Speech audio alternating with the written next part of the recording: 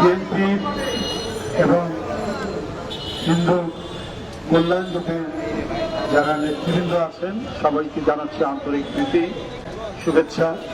আজকে সমকালীন রাজনীতিতে যে পরিস্থিতি বাংলাদেশে বিরাজমান তার প্রতিক্রিয়া হিসেবে আজকে পূজা উদযাপন ফ্রন্ট যে কর্মসূচি আজকে নিয়েছে, আমি তাদের এই কর্মসূচির প্রতি পূর্ণ সংহতি প্রকাশ করছি।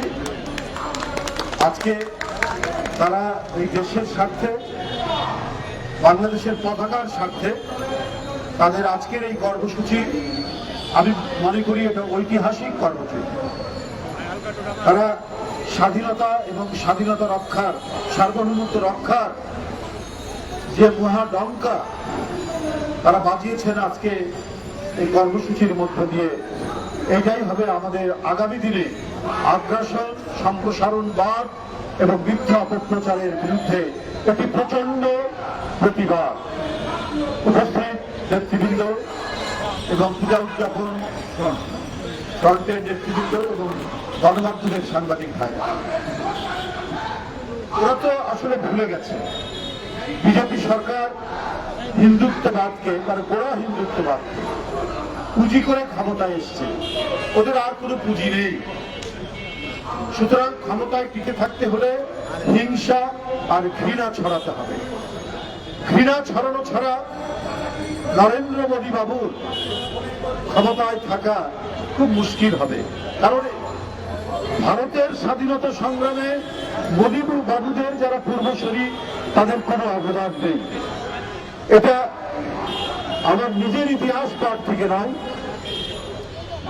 বাংলা সাহিত্যের একজন খুব নাম করা লেখক অন্নদা শঙ্কর রায়, তিনি তার একটি লেখায় বলেছেন যে ভারতে যারা হিন্দু মৌলবাদী রাজনীতির সাথে জড়িত তাদের ভারতের স্বাধীনতা সংগ্রাম অথবা এই উপমহাদেশের স্বাধীনতা সংগ্রামের সাথে এদের কোনো সম্পর্ক ছিল না, এদের কোনো অবদান নাই। তাই ওরা বিভাজনের নীতি, বিদ্বেষের নীতি, অসুয়ার নীতি, এই অসুয়ার নীতি নিয়েই তাদেরকে রাজনীতি করতে হয়। কিন্তু আমার কাছে অবাক লাগে যে ভদ্র মহিলার প্রতি আমাদের একটা শ্রদ্ধা ছিল, একজন অসাম্প্রদায়িক সেকুলার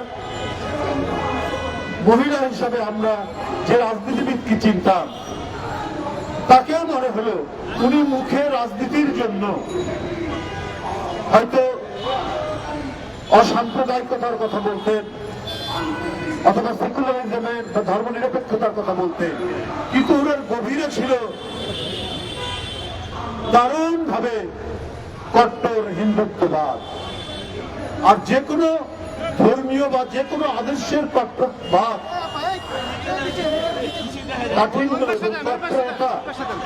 এটা মানবতার পরিপন্থী। যে কোনো ধর্ম সম্প্রদায়ের চরম কট্টর নীতি হচ্ছে মানবতাবাদের বিরুদ্ধে যায়। হিন্দু ধর্মের উপনিষদের যে বাণীগুলো রয়েছে সেই বাণী আমরাও পাঠ করি। অসাধারণ মানবিক এবং অসাধারণ ঈশ্বর প্রেমের বাণীগুলো উপনিষদের মধ্যে আছে, কিন্তু সেই বাণী কিন্তু অনুসরণ করেন না মোদী বাবুরা, শুভেন্দু বাবুরা। তারা তাদের সমাজকে বিভাজন করা, তারা নিজ দেশের মুসলমানদেরকে শত্রু গণ্য করা, নিজ দেশের শিডিউল কাস্টকে শত্রু গণ্য করা, বৌদ্ধ খ্রিস্টানদেরকে শত্রু জ্ঞান করা, শিখদেরকে শত্রু জ্ঞান করা, এই নীতি অবলম্বন করেছেন ভারতের শাসক গোষ্ঠী, সাম্প্রদায়িক শাসক গোষ্ঠী। তাদের কানের কোরাসের সাথে মিল রেখে এখন কথা বলছেন মমতা ব্যানার্জি, যাকে আমরা মনে করতাম এই অঞ্চলের একজন অসাম্প্রদায়িক রাজনীতিবিদ, কিন্তু তিনিও নন। তিনিও অত্যন্ত গভীরে সেই কট্টর ঘৃণা ছড়ানো হিন্দু মৌলবাদী বা কট্টরবাদীদের গলার সাথে তাদের সাথে ঈশ্বর মেলালেন। তার প্রমাণ তো আছে নানাভাবে। পশ্চিমবঙ্গে মুসলমানদের হার হচ্ছে 25%, অথচ সরকারি চাকরিতে মুসলমানরা সরকারি চাকরিতে আপনার তারা চান্স পায়, সুযোগ পায় মাত্র 1%। সেটারও কম হবে। তাহলে মমতা তো কখনোই আপনার সেকুলার ছিলেন না, কখনোই ধর্মনিরপেক্ষ মানবতাবাদী মানুষ ছিলেন না। আমরা জোর গলায় বলতে পারি, বাংলাদেশের মানুষ আমরা যে যাই রাজনীতি করুক, এক শেখ হাসিনা ছাড়া যে যাই রাজনীতি করুক, আমরা অন্য ধর্মের প্রতি ঘৃণা ছড়ানো, বিদ্বেষ পোষণ করা, এইটা আমরা কখনোই করিনি। দুর্গাপূজা আসলে তো মনে হয় আমাদেরও আনন্দ লাগে।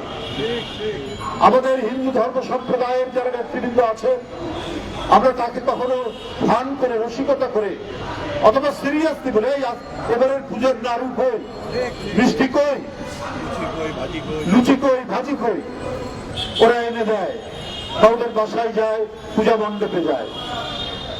এই দৃষ্টান্ত অনেক পুরনো। যদি এদেশে যারা ইসলামী রাজনীতি করেন তারাও কিন্তু সাম্প্রদায়িক কথা বলেন না, অন্য ধর্মের প্রতি আক্রমণ করে কোনো কথা বলেন না। এটাও আমাদের ঐতিহ্য, কারণ আমরা ওই ঐতিহ্য মেনে ধরছি। তখন বাংলার স্বাধীনতার জন্য নবাব সিরাজউদ্দৌলা লড়াই করছে, তার প্রধান সেনাপতি মোহনলাল একজন হিন্দু, হিন্দু মুসলমান একসাথে ব্রিটিশ বিরোধী লড়াইয়ের ঐতিহ্য এই বাংলার নবাব থেকে শুরু করে আজ পর্যন্ত এই ঐতিহ্য বজায় রয়েছে। হ্যাঁ, বিশ্বাসঘাতক হতে পারে, হিন্দু মুসলমান হতে পারে। মির্জাফর বিশ্বাসঘাতকতা করেছেন, উনি মুসলমান। জগৎ শেখ বিশ্বাসঘাতকতা করেছেন, উনি হিন্দু।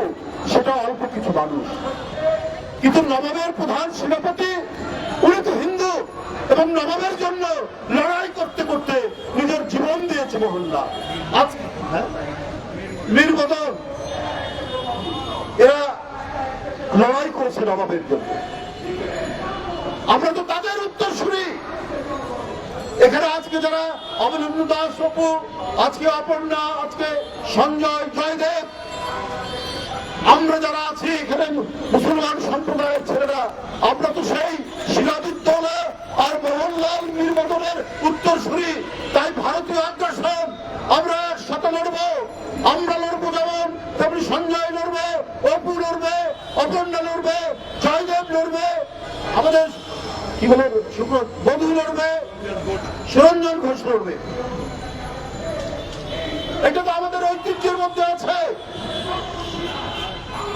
আপনারা আমাদের পতাকা আগরতলা সরকারি হাই কমিশনের গেট ভেঙে সেটাকে ট্রেনে নামিয়ে ছিঁড়েছেন। এটা তো প্রচন্ড আঘাত, করোনার আঘাতের চাইতে বড় আঘাত দিয়েছেন আপনারা ভারতের সাম্প্রদায়িক শাসক গোষ্ঠী। আমরা কি এটা ভুলে যাব? আমরা কেউ হিন্দু, মুসলমান, বৌদ্ধ, খ্রিস্টান, এই যে বৌদ্ধ সম্প্রদায়ের অপু এখানে দাঁড়ানো আছে, দেখুন তিনি পড়ে আছে। এইটা আমরা কোনোদিন ভুলে যাব না। আপনারা আপনাদের মিডিয়া কে একজন সুমন, এক ভদ্রলোক, এবারে অহর্নিশি ক্রমাগত ভাবে তিনি মিথ্যা অপপ্রচার করে যাচ্ছে।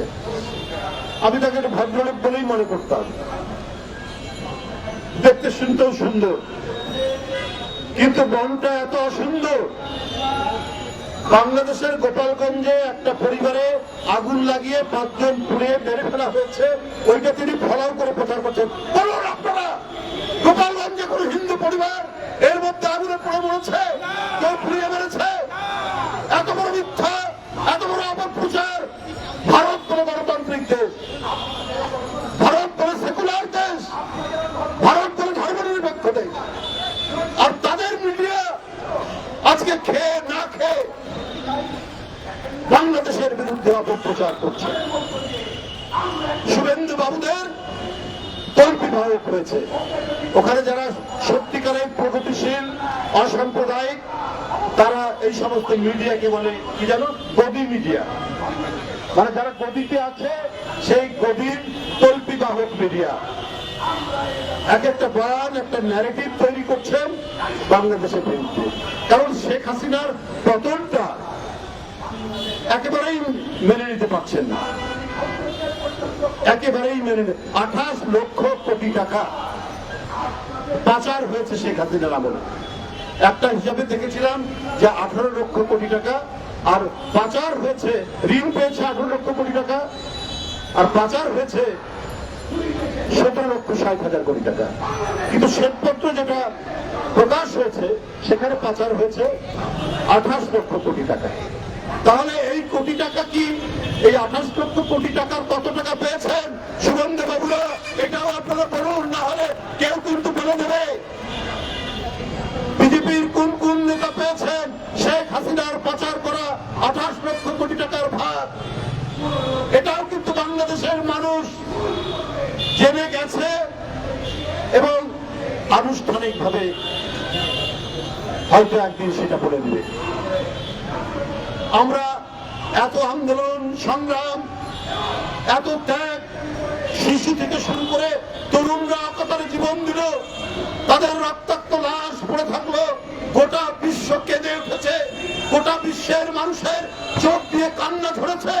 আর ভারত, আপনারা আমরা পাশাপাশি, আমাদের সংস্কৃতির অনেকটা মিল আছে, তারপরেও আপনারা এতখানি হিন্দুত্ববাদী, এতখানি সাম্প্রদায়িক, এতখানি অন্ধ যে শেখ হাসিনাকে রক্ষা করার জন্য আপনারা বাংলাদেশের মানুষের বিরুদ্ধে, আন্দোলনকারী মানুষের বিরুদ্ধে, শহীদ মুগ্ধর বিরুদ্ধে, শহীদ আবু সাইদের বিরুদ্ধে আপনারা আপনাদের প্রচারণা যেটা চালাচ্ছেন, আমাদের এই শহীদদের বিরুদ্ধে সেটা যায়। গণতন্ত্রের জন্য আমাদের মহান আত্মত্যাগ, সেই মহান আত্মত্যাগকে আপনারা ভুলুণ্ঠিত করার চেষ্টা করছেন, তাতে কোনো লাভ হবে না। আপনারা যদি মনে করেন এই করে আপনাদের আগ্রাসন সুসম্পন্ন করবেন, আমরা আমাদের স্বাধীনতা সার্বভৌমত্ব বিশ্বাস করি রক্ষা করার জন্য অঙ্গীকারবদ্ধ। আমরা প্রত্যেকটা দেশের স্বাধীনতায় মর্যাদা দেই। ভারত সহ যত ক্ষুদ্র রাষ্ট্র বড় রাষ্ট্র আছে প্রত্যেকেরই স্বাধীনতা সার্বভৌমত্বে আমরা মর্যাদা দেই। কিন্তু ভারতের শাসক গোষ্ঠী যদি মনে করে যে না, আমি সম্প্রসারণ চালিয়ে আমরা বাংলাদেশ, নেপাল, ভুটান এবং অন্যান্য আশেপাশের দেশ আমরা কবজা করে নেব, এইটা কিন্তু আপনারা মানে বোকার স্বর্গে বাস করছে। এইটা এই বাংলাদেশের মানুষের তাদের যে তেজদীপ্ততা, তাদের যে দেশ রক্ষার অন্তর্নিহিত শক্তি, তাদের যে প্রাণের উন্মাদনা, এই প্রাণের উন্মাদনা ভারত কখনোই টের পায়নি। আপনাদের যদি অশুভ ইচ্ছা থাকে আমরাও তাহলে বলবো, আমাদের যে নবাবের এলাকা বাংলা, বিহার, উড়িষ্যা, আমরা সেইটা দাবি করব। যদি আপনারা এইরকম ভাবে একের পর এক বাংলাদেশের বিরুদ্ধে আগ্রাসী ভূমিকা পালন করেন। কই এই যে আমাদের জয়দেব বলেছে, তাকে নির্মম ভাবে হাসিনার পুলিশ পেটাচ্ছে, ও বলছে আমি হিন্দু, হাতে তার কি বলে যে আশীর্বাদের সুতা বাঁধা, এটা দেখাচ্ছে, তারপরেও পুলিশ থামছে না। এই যে আমাদের সঞ্জয় 4টা ফার্স্ট ক্লাস, শুধু ছাত্র দল করে বলে, শুধু বিএনপির রাজনীতি করে, ছাত্র দল করে, তাকে বিশ্ববিদ্যালয়ে সুযোগ দেওয়া হয়। অমরেন্দ্র দাস অপু, তার স্ত্রী ঢাকা বিশ্ববিদ্যালয়ের ছাত্র ছিল, তার স্ত্রী ঢাকা বিশ্ববিদ্যালয়ে, সে সরকারি চাকরি করে, শুধু অপুর স্ত্রী হওয়ার কারণে তাকে ওসবি করেছে, আবার গ্রামের এক কলেজে ভর্তি করে রেখেছে। শেখ হাসিনার জুলুম থেকে জাতীয়তাবাদী মুসলমান, হিন্দু কেউ রক্ষা পায়নি, কাউকেও রক্ষা দেওয়া হয়নি। আপনারা শুভেন্দু বাবুরা, উনি শুনেছি এর আগে নাকি অন্য দল করতে, প্রায় দল বদল করে, নীতি ছুট, দল ছুট লোক, আদর্শ ছুট লোক, এদের যে কোনো আদর্শ থাকে না, সেটা ওই শুভেন্দু বাবুর বক্তব্যের মধ্যে দিয়ে আমরা পাই, যেটা ইউটিউবে আমরা দেখি।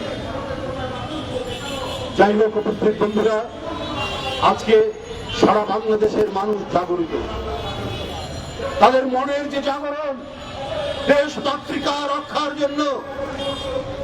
এখানে হিন্দু মুসলমান এই মৃত্তিকায় যাদের জন্ম, এখানে যেমন আমার জন্ম, শাইনের জন্ম, সবুর জন্ম, এখানে অপর্ণার জন্ম, এই মাটির সন্তান তারা, এখানে সঞ্জয়ের জন্ম, এখানে অপুর জন্ম, এখানে আমাদের আরো যারা নেতৃবৃন্দ আছেন সবার জন্য।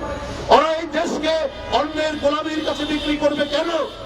এখানে যদি সিরাজউদ্দৌলার মোহনলাল একসাথে লড়াই করতে পারে দেশের মুক্তির জন্য, দেশ রক্ষার জন্য, ঠিক একই ভাবে আমরা হিন্দু মুসলমান আমরা লড়াই করব, দিল্লির দাসত্বকে খান খান করে দেব। আপনাদের সবাইকে ধন্যবাদ। আজকে তারা এখন যে